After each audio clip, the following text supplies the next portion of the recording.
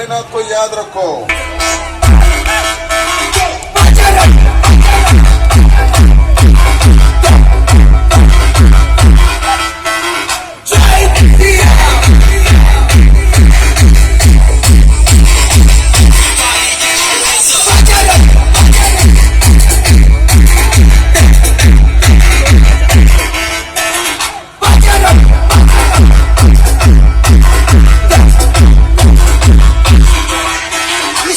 और थोड़ा जोर से बोलो सेनापति रामचंद्र जी की, और जोर से भाई लोग सेनापति रामचंद्र जी की।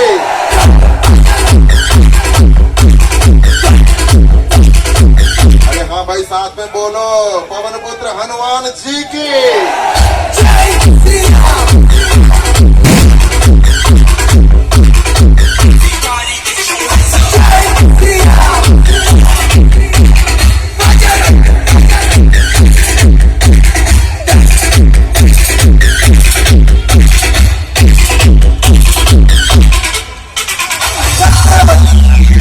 शिवाजी महाराज की